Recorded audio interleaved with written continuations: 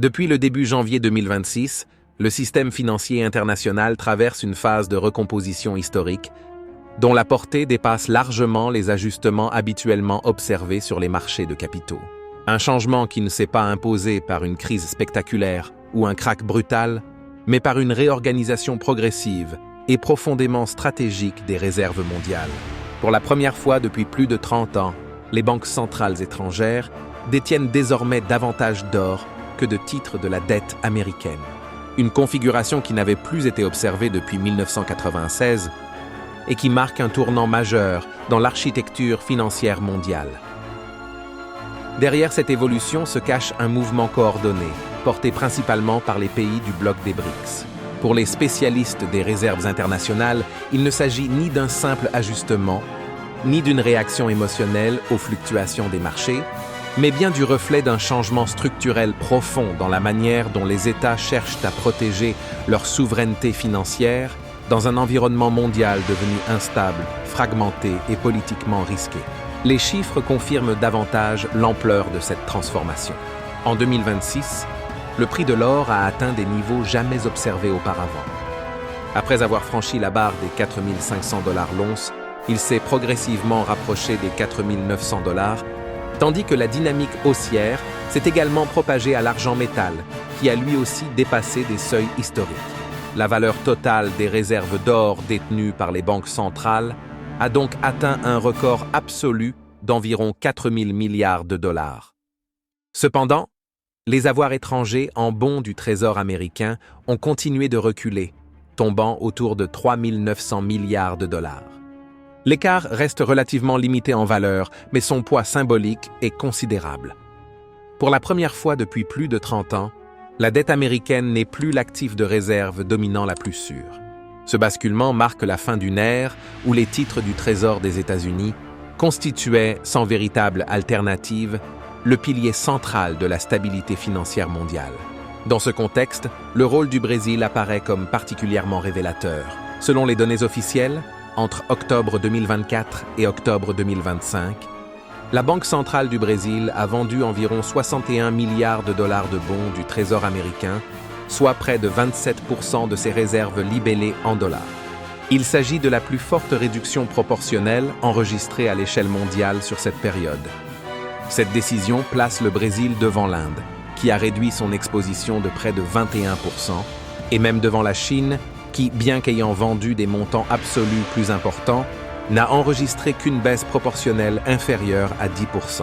En octobre à lui seul, la Chine, l'Inde et le Brésil ont collectivement cédé pour près de 28,8 milliards de dollars de titres du Trésor. Un signal suffisamment fort pour pousser le grand groupe bancaire international d'origine néerlandaise ING Group à avertir que les BRICS quittent discrètement le marché de la dette américaine. Mais le désengagement du dollar n'est qu'une face du phénomène. L'autre phénomène, tout aussi stratégique, c'est la réorientation massive vers l'or. Le Brésil, après plusieurs années de stabilité relative, a accéléré ses achats, acquérant 43 tonnes d'or en seulement 3 mois, portant ses réserves à environ 172 tonnes. Cette stratégie s'inscrit clairement dans le sillage de la Chine et de l'Inde, qui ont fait de l'accumulation d'or un axe central de leur politique de réserve. À l'échelle du bloc, le mouvement est spectaculaire. En 3 ans, les pays des BRICS ont acheté plus de 1000 tonnes d'or, portant leurs réserves combinées au-delà de 6000 tonnes. La Russie détient désormais environ 2330 tonnes, la Chine près de 2300 tonnes et l'Inde environ 880 tonnes. Selon le World Gold Council, les banques centrales ont acheté en moyenne 60 tonnes d'or par mois tout au long de l'année 2025, soit plus de 3 fois le rythme observé avant 2022. Ce sont précisément ces achats massifs qui ont alimenté la course de l'or entamée après 2022, la période durant laquelle le prix du métal précieux a pratiquement doublé. Les analystes soulignent que les banques centrales sont devenues les acteurs dominants de ce marché, remplaçant progressivement l'accumulation de la dette américaine par des actifs physiques, non souverains et politiquement neutres.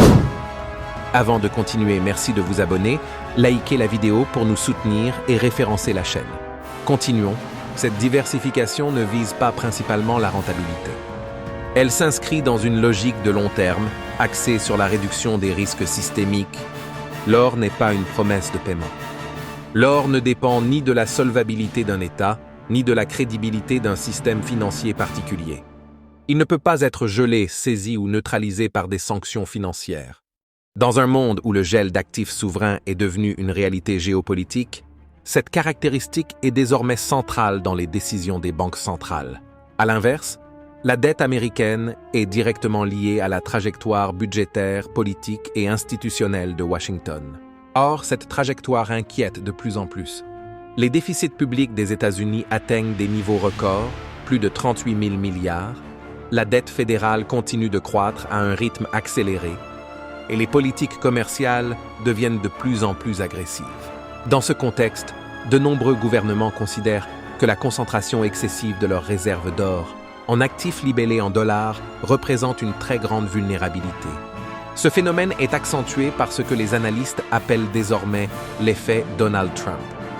Son second mandat à la présidence a renforcé l'imprévisibilité de la politique économique américaine. Chaque déclaration présidentielle provoque des réactions quasi immédiates sur les marchés obligataires et les actions.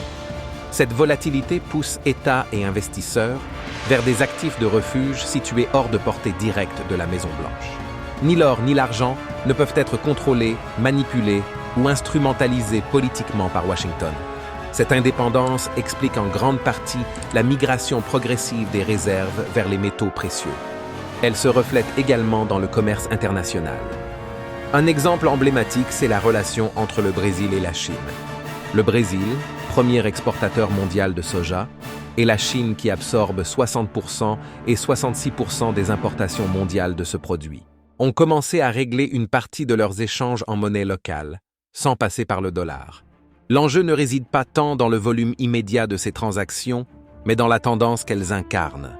Cette logique est partagée par l'Inde, la Chine, la Russie, mais aussi par certains pays européens, tous engagés dans une diversification progressive de leurs réserves et de leurs circuits de paiement. Regardez la première vidéo en description pour mieux comprendre cela. Cette évolution soulève une question centrale. Que se passe-t-il lorsque la dette souveraine américaine cesse d'être unanimement attractive?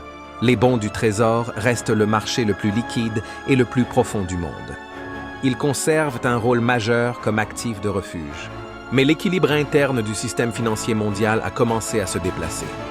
L'or ne remplace pas le dollar comme monnaie de référence globale. Il entre désormais en concurrence directe avec lui en tant que réserve de valeur. L'argent, longtemps marginal, commence également à occuper une place stratégique croissante.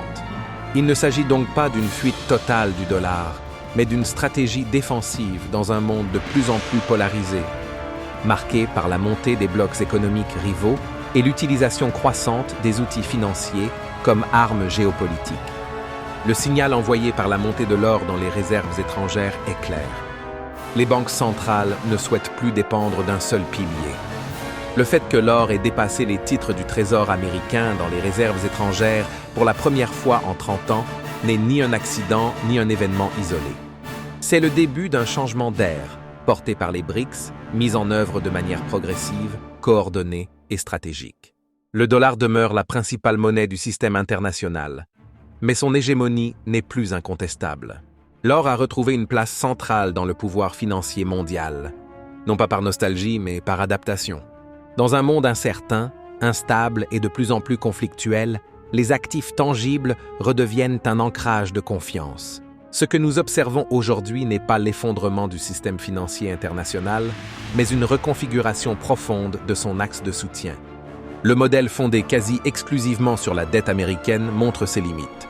Ces limites sont le produit de décennies d'expansion budgétaire, de sanctions économiques répétées et de l'instrumentalisation du système financier à des fins géopolitiques. Les pays des BRICS, en renforçant leurs réserves d'or, n'agissent pas dans l'urgence. Ils anticipent.